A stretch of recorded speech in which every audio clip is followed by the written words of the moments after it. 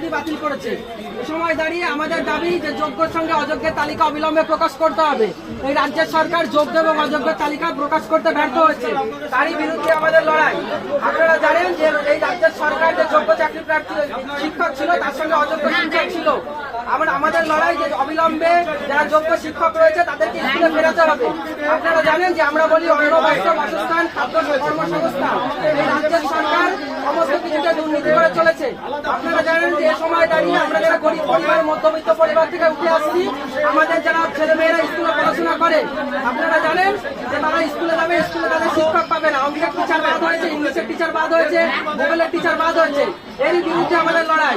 আমাদের লড়াই যে রাজ্য সরকারকে অবিলম্বে যোগ্য তালিকা প্রকাশ করতে হবে এবং যোগ্য যারা শিক্ষক শিক্ষিকা আছে তাদেরকে অবিলম্বে স্কুলে ফেরাতে হবে। আপনারা জানেন যে এই রাজ্যের সরকার রেশন দুর্নীতি থেকে শুরু করে শিক্ষা ব্যবস্থায় দুর্নীতি, চাকরি ক্ষেত্রে দুর্নীতি।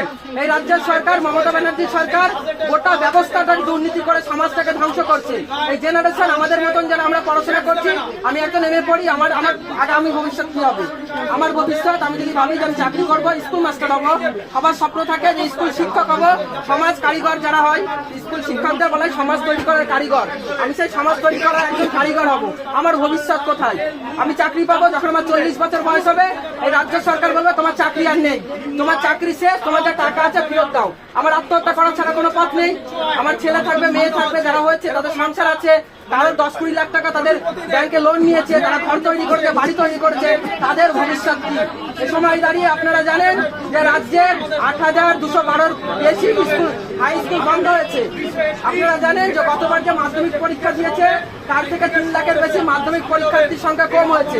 আমাদের অবিলম্বে আমাদের দাবি যে রাজ্যের সরকারকে অবিলম্বে শিক্ষাক্ষেত্রে যে দুর্নীতি, চাকরি ব্যবস্থায় যে দুর্নীতি, সেই অবিলম্বে দুর্নীতি বন্ধ করতে হবে।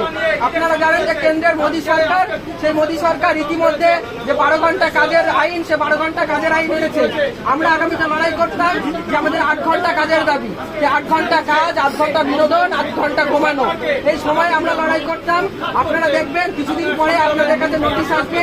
আপনারা যারা কর্পোরেট সেক্টরে চাকরি করছেন, সরকারি মাধ্যমে চাকরি করছেন, আপনারা দেখতে পারবেন যে 12 ঘন্টা কাজের দাবি, কাজ আপনাদের কাছে আসছে। তার মানে সকাল 6টা থেকে সন্ধ্যা 6টা পর্যন্ত আপনাদেরকে কাজ করতে হবে।